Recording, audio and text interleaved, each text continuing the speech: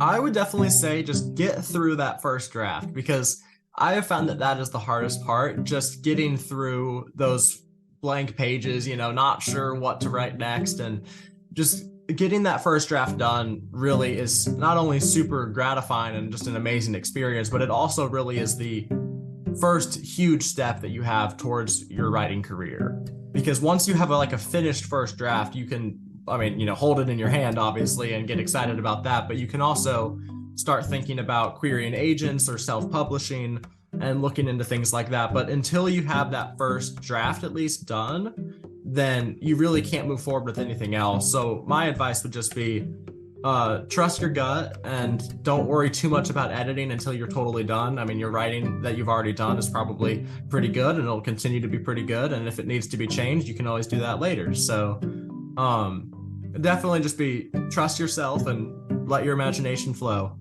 Hey everyone, welcome to the podcast. Nice to have everyone back. I have another author with me and I'm inspired today. There's so many amazing young authors coming on the podcast and it's really great to have them on.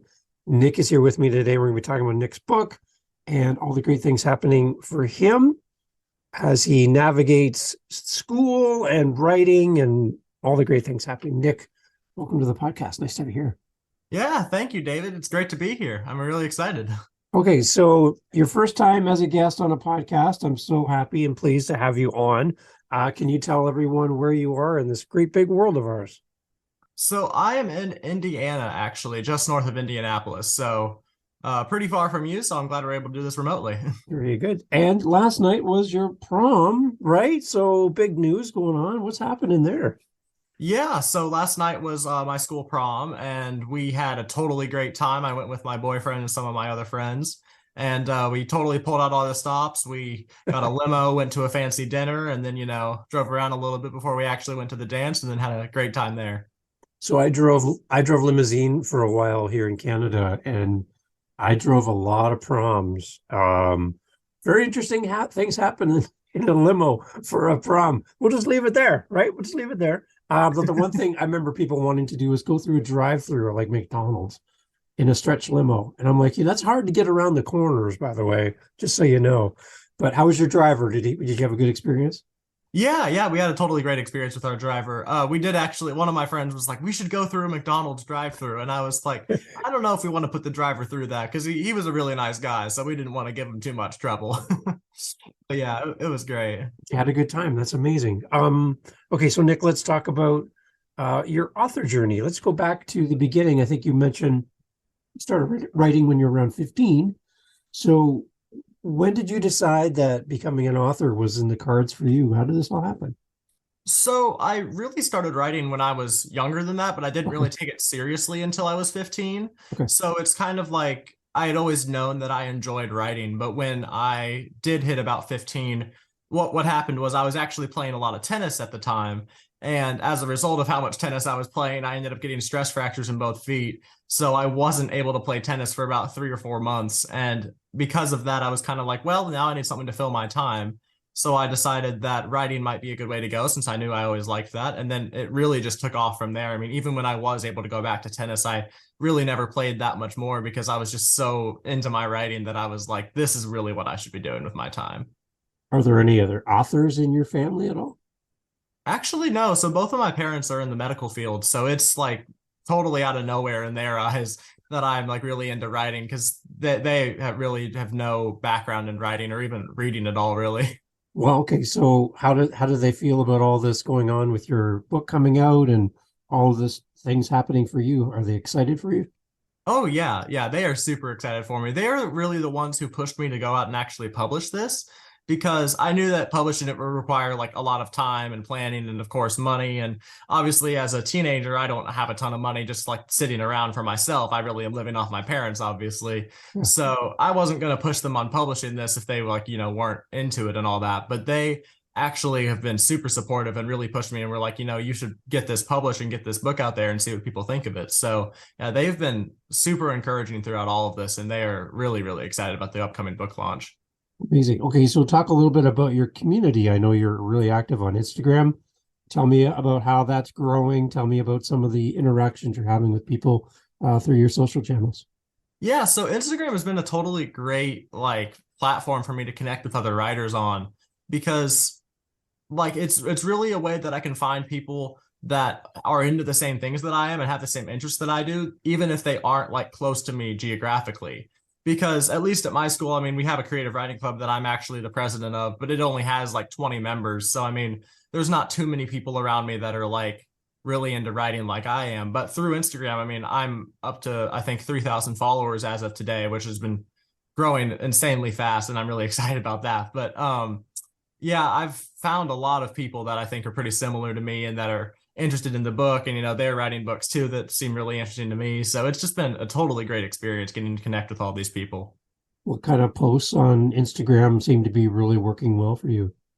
So my system with Instagram is kind of like I have four kinds of posts that I generally do.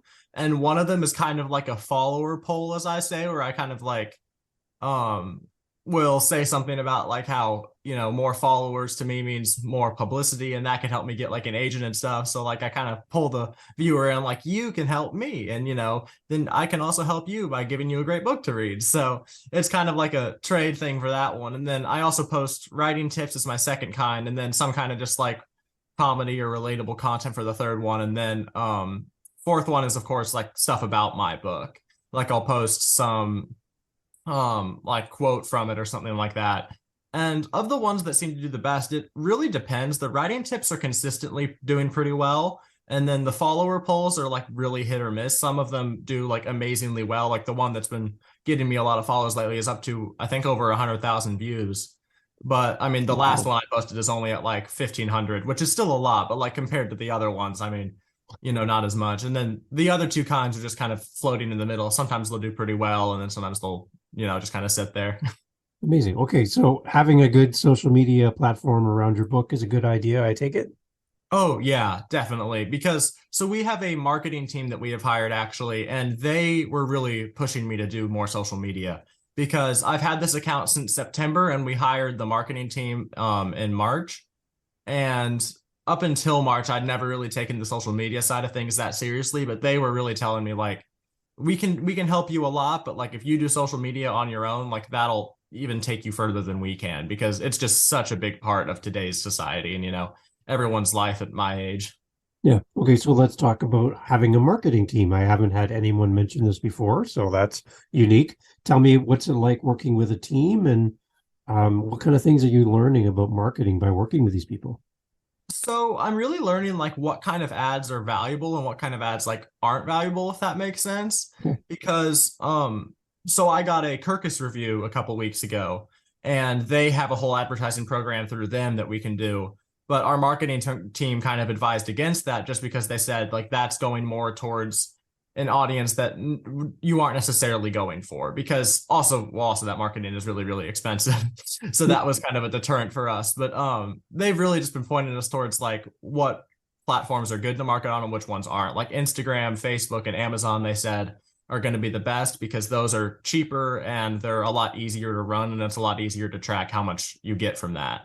And overall working with them has been really cool because like obviously I have like a whole team work like kind of working for me in a sense, which is kind of cool. I mean, they work with other authors at like at the same time that they work with me, so it's not like they're exclusively focusing on me, but they really have been super helpful. They're actually based in Italy, so it's all virtual and stuff and all remote, but Wow. they're American and stuff. I don't know why, but they ended up moving there. So and they just stayed in Italy and are running their business out of there. So it's been really cool. I mean, we Zoom with them a couple times a month, and they'll just update us on what they're working on.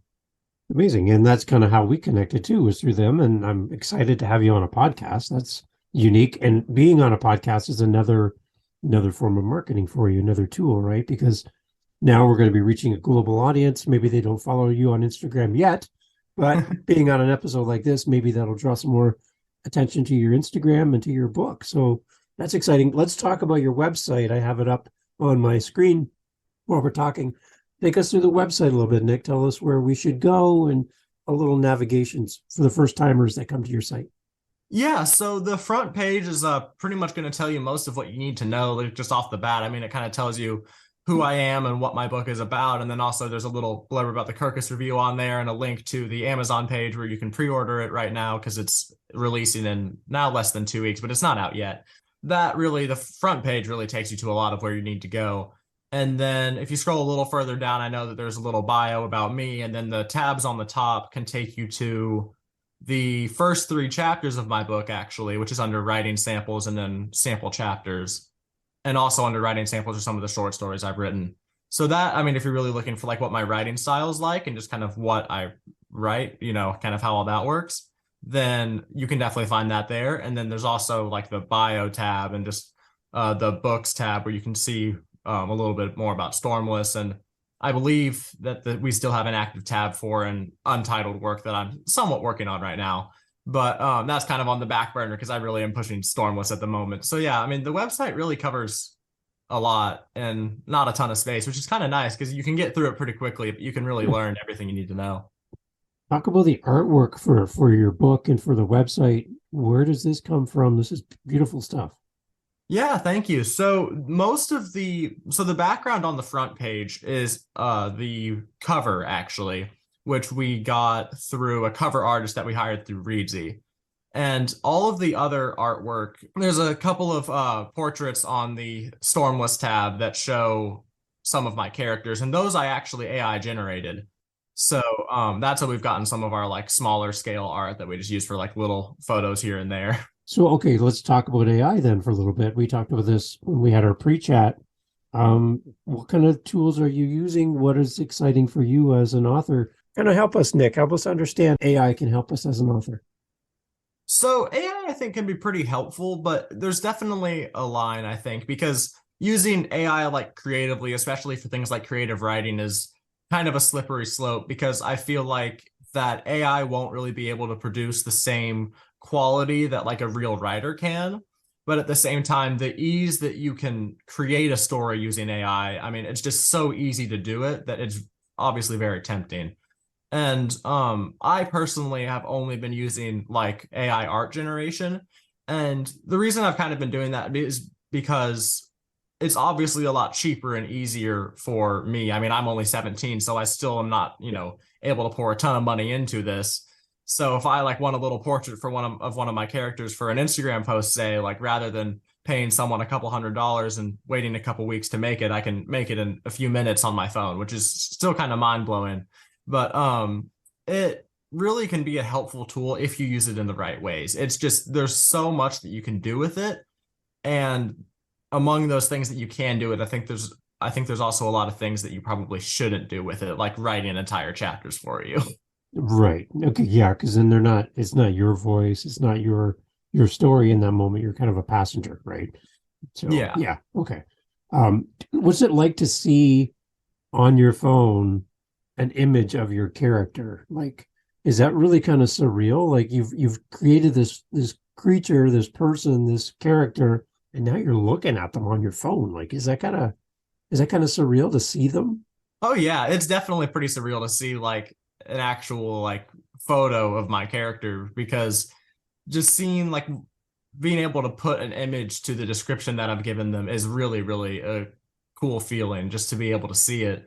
The only character that we haven't like AI generated is Cassian, who is my main character because he's on the cover. So we were like, we don't need an AI photo for him because we already have like a professional cover artist, you know, making him and stuff. So that was also really cool to see. But I mean, just seeing any version of my characters like in image form has been really, really cool because what I quite literally do when I'm making these AI photos or like when I'm sending the description to my cover artist is I will just like copy and paste parts of their description from my book. So that way it like is consistent, if that makes sense. Because I know that when I'm writing, I have my own image of them. And when other people are reading, they have their own image of them. So I want to make sure that the language that I use in the book is actually what the image Nice. ends up looking like. It's great. So, okay, you talked about Reedsy as a resource. Can you talk more about this? Is again a first for me to hear this website mentioned. Can you talk about what Reedsy is and what kind of resources people can find there? Yeah, so Reedsy is actually how we have found pretty much everyone that we're working with to get this book self-published. Because when we decided I think at the end of 2022 that we were going to go with self-publishing rather than traditional publishing, we were like, okay, now how do we do that? How Yeah. do we find people to like help us format the book? How do we find editors? How do we find a cover artist and just everything like that? And all of those people we have found through Reedsy. So Reedsy is really like all about connecting self-publishing authors with the people that they need. And it works really, really well for any genre, really, because you can put in what genre you are writing for, like what genre you work in, and then they will connect you with like editors that read that genre. So that way, like you can make sure that you're like getting an editor that actually knows how to read and edit fantasy rather than like if they were like doing realistic fiction all the time and they get a fantasy book and don't know what to do with it. So Reedsy really has gotten us, I think, an editor, a publisher, a developmental editor, which basically what that is like, so the first one was a line by line, meaning they like go through a line by line and say, add a comma here, or, switch out this word. And the developmental was more like, okay, maybe move this scene a little earlier or take this part out and, just little stuff like that. And then we also found our marketing team and our publicist through Reedsy. So pretty much everyone that we're working with has been found through Reedsy, which has really been a great resource for us. Awesome. We'll put a link in the show notes for that. That's amazing. Any thoughts of making this into an audiobook in the future? We have looked at that a lot, actually, and it is shockingly expensive to do, which we didn't really realize. So at the moment, it is not in audiobook form, but we're kind of waiting to see like how well it performs once it comes out and also how high the demand for that is. Because if it is doing really well, but there's also a lot of people that are saying like, hey, we want an audiobook of this, then we're definitely going to look at more into that and see if we could get one of those out there. But for the moment, purely because of how expensive it is, we're probably going to stick to just written words and stuff like that. Yeah. Okay. That makes sense. Yeah. There's so many things you can do, right? So you can't do them all. You got to do in pieces. So the book's coming out in a couple of weeks, you said? Yeah, May 17th is our release date. And that's the release date for the hardcover and all of that sort of like pretty much anything physical. We have the ebook available for pre-order, and that'll just be like available on the application whenever you're ordering it on May 17th as well. So that's a little more immediate because obviously the other books have to ship. Yeah. But yeah, we're very, very close to the release date, which I'm really excited about. And we're also hoping to get the sequel to Stormless out before the end of the year, because that is almost entirely done. It's in the final editing stages. So that we're looking at probably like a late fall, early winter release for that, but we're not entirely sure yet because we're obviously really focused on getting book one out and making sure everything's right with it. Okay, so we've danced around the topic of the book many, many times here. We've talked a lot of great tips for authors. I love it that Nick, you bring so many great ideas and resources. Thank you. Let's jump into the book now. I would like to know more about this. Can you give us a sense of maybe the overarching theme to the book so we have an understanding? And let's get into a little bit more detail about the book as well. So it's a high fantasy book. So obviously like it's set far from like the real world. Like there's a great many differences between our world and the one that Stormless is set in. But I would say the overarching theme is really just a message of like hope and perseverance, because the main character struggles a lot with his mental health and also with his sexuality, especially in later books. So seeing him kind of go against all of these struggles and overcome them, I think really gives off a message of like just being hopeful and, persevering through whatever struggles you may have, because you're always able to make it to the other side. All you got to do is just fight for it. And he's not the only character that struggles with mental health and things like that. So that really is a theme that's woven throughout the entire story that I think really adds a layer of reality to a story that's set so far from the world we know. Okay, so kind of take us on a brief journey of your main character and a little bit about what we're going to see when we open that cover and start reading. So the main character, his main story arc in book one is so he is someone that does not have magic. He is called a Stormless in this world. It's called Auris. It's essentially pretty similar to our world, like geographically.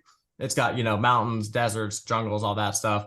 But rather than regular weather patterns, it has 7 like violent storms that just blow across the land and really destroy a lot of things that aren't super protected. And these storms in turn are the source of the magic system, which is where the rest of the people known as the summoners get their power.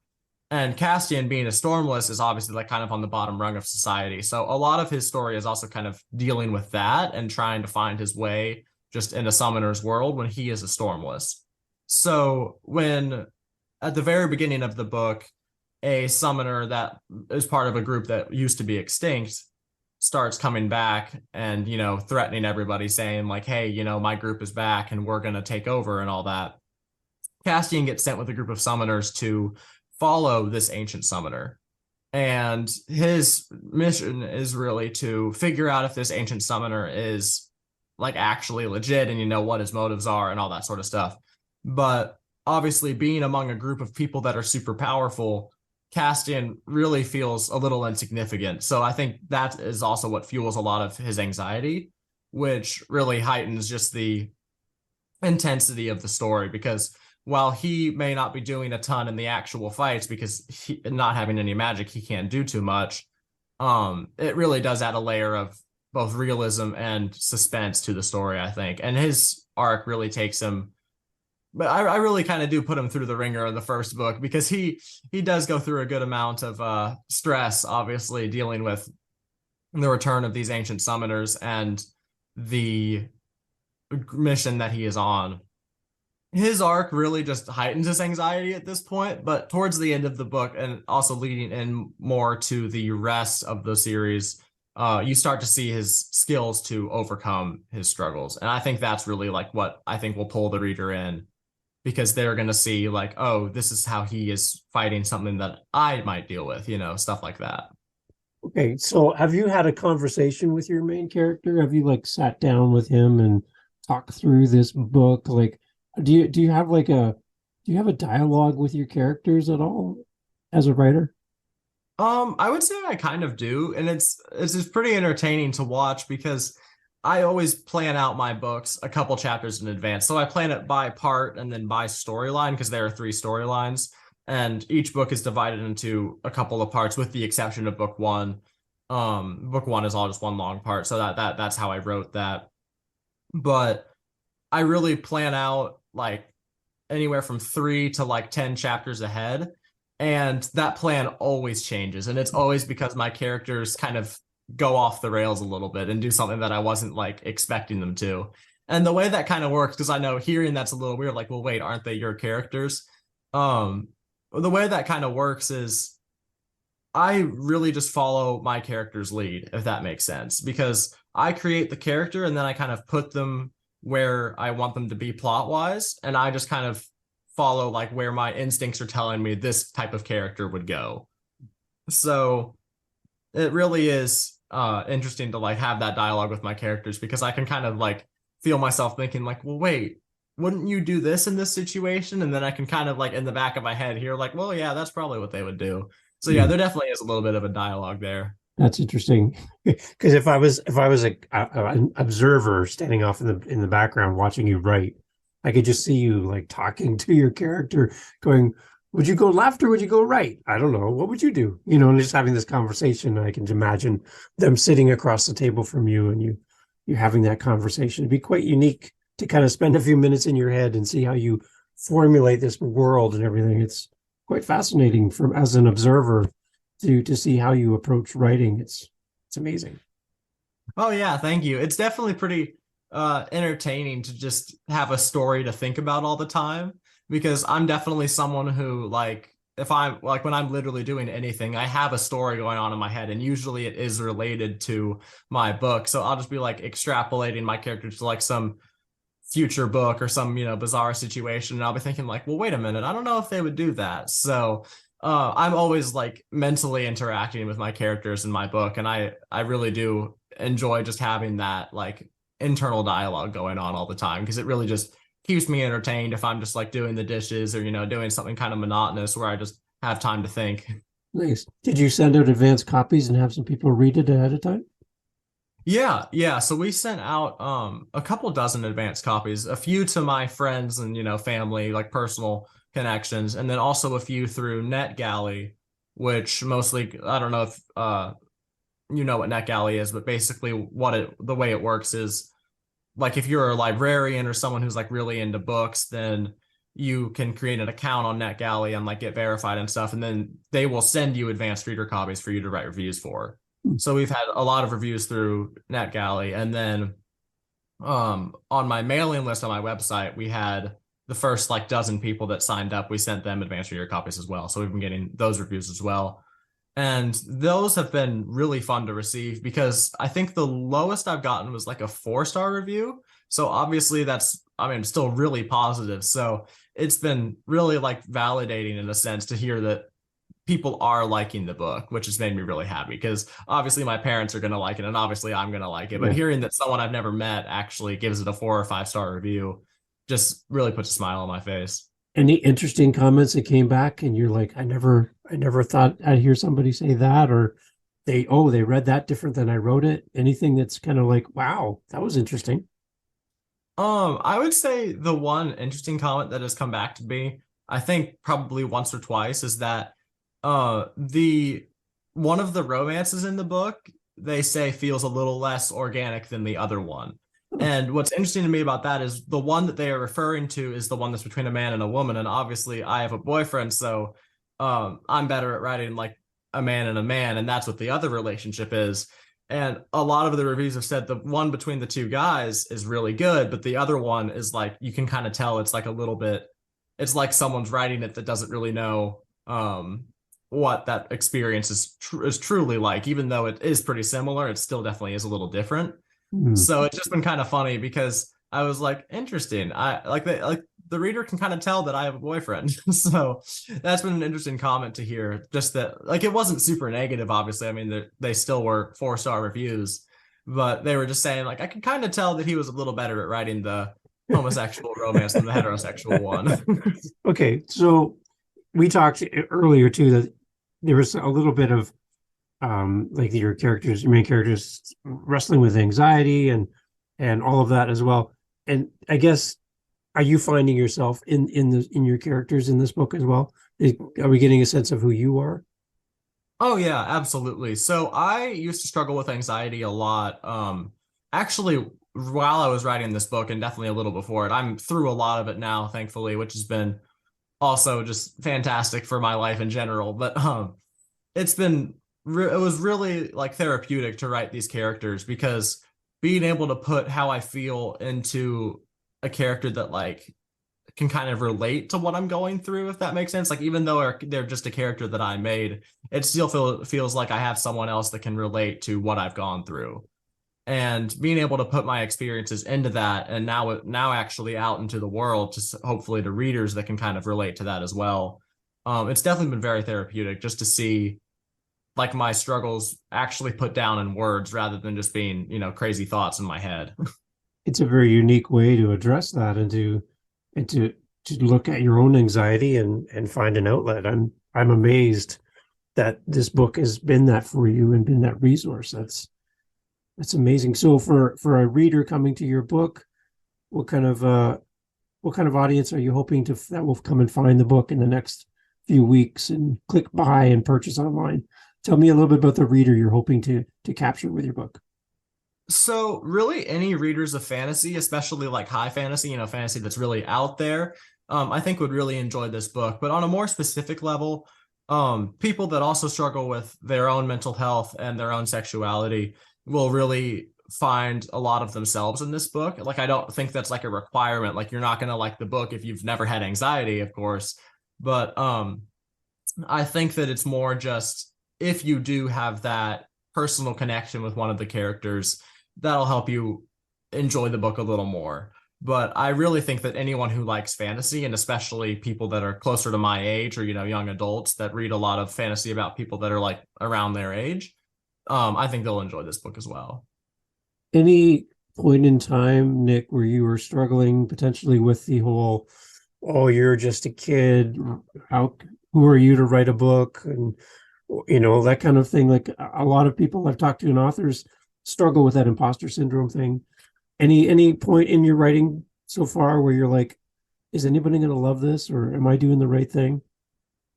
I would say the only time I really felt like that was towards the end of my querying process with traditional publishing and agents and all that stuff, because traditional publishing is obviously very hard to get into. I mean, most agents get like 500 to 1,000 queries a year and take maybe like 5 to 8 people. So it is just crazy competitive. So I really don't think it was anything like personal against me or my age or anything like that. But obviously being on the receiving end of a lot of rejections, that's kind of the way it felt. So it was just like, well, I mean, no one's going to take me seriously. I'm literally not even 18 yet. Like Facebook wouldn't let me run ads on my own account. We have to use my dad's. So it's just little things like that that kind of like diminished my credibility a little bit in my mind. But I think that I've gotten over a lot of that now because I really am getting a lot of validation through the advanced reader copy reviews and Instagram, actually, just connecting with other authors and readers. But that definitely was a struggle for a time where I was thinking, like, is anyone actually going to take this seriously? Because like I am pretty young. But it's exciting to see the feedback, to hear the comments, to know that your book is just days away from being released around the world to everyone, right? It's gotta be I'd be like not getting much sleep in the whole ramp up leading up to the book launch. I'd be like, I can't believe this is actually happening. So it's got to be exciting for you. Tell me a little bit more then, Nick. Like you're just finishing up high school. I know well, it's a long time ago, but I know when I was finishing up high school, I really didn't have a clue where my life was headed, my path in life. You seem to be quite far down the road as far as writing a book. It's just amazing for me to think of that you can do this. What's ahead for you? Like most people your age are thinking about university and college and all that stuff. Are you thinking that writing is going to be in your future, or tell me a little bit about your plans for what's next? Yeah, so writing is definitely going to be in my future. I'm writing like on top of doing school right now. So if I don't end up working like just as an author full time, that's really not a problem for me since I'm used to writing in addition to whatever other work I may have. I'm definitely deep like in the college process right now, getting ready to write my essays this summer and then fill out all the applications and that stuff because I'm finishing my junior year right now. So college has been taking up a lot of my time lately and really been on the front spot in my mind. But what I'm hoping to study is probably something in business, actually, because what we have found from just talking with like adult authors and stuff is that while writing classes in college can definitely help you, they aren't like totally necessary. Like they will help you become a better writer, but with how much time you need to put into them, if you're thinking that you may want to have like a more, stable source of income, a more steady career, then definitely it's worth studying something else and just writing on the side and maybe taking a few electives that are in that area. So I'm hoping to go into the business area and actually try to get a background that's kind of like both in writing and in business, and then try to go into like the publishing industry actually and see what I can do there. Because I know that with some authors like Brandon Sanderson, breaking away from the big publishing houses and making his own, I think that there are a lot of changes in the publishing industry right now. So I think that'd be a very interesting field to go into. And with how competitive finding agents is and getting publishing deals is, possibly finding a way to help change that system and have more people get their voices heard would also be a really high goal of mine. Okay, so Nick, we have listeners that are listening to our episode. They're young authors, 15, 16, 17, or younger, and they really have something they want to do. They really want to write, and they're looking for some inspiration for somebody like you that's already kind of down the path a little further than they are. What would you say to somebody that's coming up behind you and wants to do what you're doing? What would you say to inspire them? I would definitely say just get through that first draft because I have found that that is the hardest part, just getting through those blank pages, not sure what to write next. And just getting that first draft done really is not only super gratifying and just an amazing experience, but it also really is the first huge step that you have towards your writing career. Because once you have a finished first draft, you can, hold it in your hand, obviously, and get excited about that. But you can also start thinking about querying agents or self-publishing and looking into things like that. But until you have that first draft at least done, then you really can't move forward with anything else. So my advice would just be trust your gut and don't worry too much about editing until you're totally done. I mean, your writing that you've already done is probably pretty good and it'll continue to be pretty good. And if it needs to be changed, you can always do that later. So um, definitely just be trust yourself and let your imagination flow. And one other thing to touch on too, Nick, too, would be somebody that's listening and they came because of the title of the episode here today, and they're battling with anxiety. Maybe they're battling with their sexuality. They're looking for somebody to kind of give them some inspiration on how they can take steps in their own journey. And your perspective on that, what would you like to say to them? I would definitely just say that it's never as bad as you think it's going to be in those realms of like issues.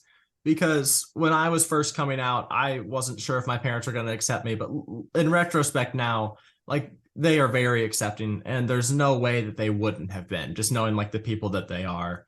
And with my mental health, it was kind of the same situation. Like I knew that I was struggling and I wasn't really sure how to bring that issue up. But um, it's really just something that I think is not normalized a ton in today's society, like talking about things like mental health and sexuality with people that you actually need to be talking with it about.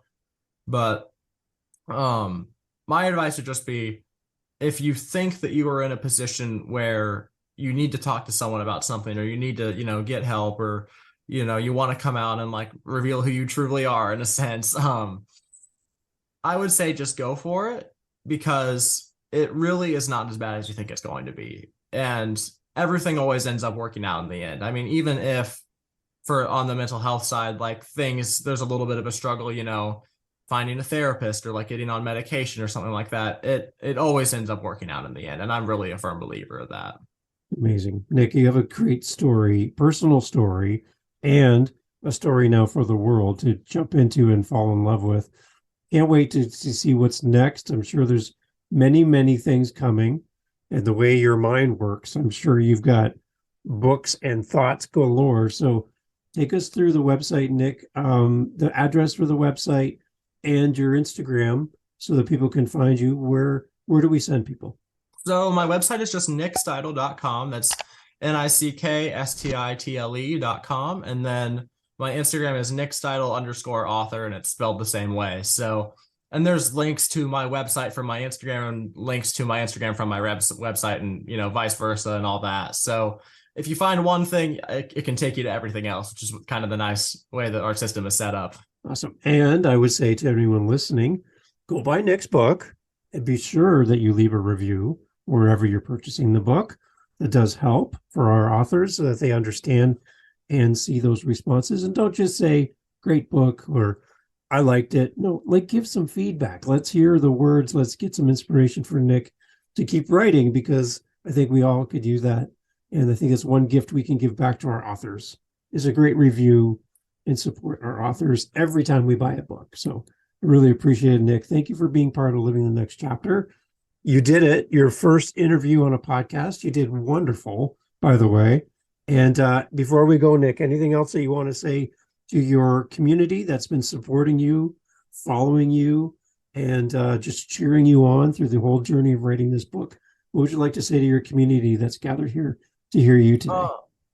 I would definitely just say thank you because this has been like all a dream, just, being able to actually publish a book and have people read it and give me reviews and stuff.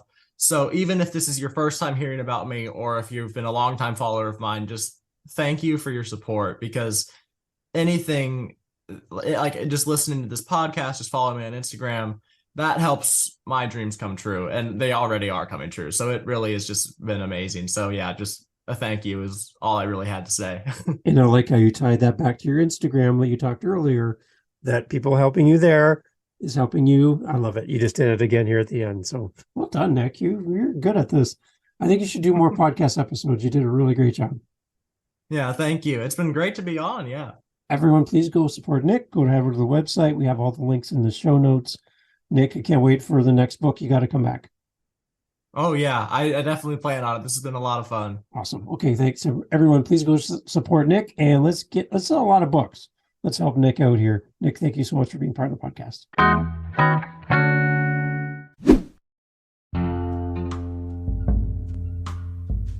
Thank you for subscribing and following. And you're listening this far in the podcast, so you are my best friend. I'm sorry, but you are now my best friend. So welcome. Nice to meet you. Thank you for being here. LivingTheNextChapter.com has a link on the website to our Facebook group. Are you on Facebook? Probably. You can go there and you can actually interact with our guests. You can talk to them. You can hear more about their journey, about their books. You can speak to them directly. You don't need me. You can come right over to livingthenextchapter.com, click on our Facebook link to our community. You can talk to other listeners of the podcast from around the world who are on Facebook. And, again, speak with our guests. Don't you want to speak to the guests you just heard from? Yeah, you can do that on Living the Next Chapter. Go over there. There's links to our Facebook group, and you're welcome to join. Thanks for listening.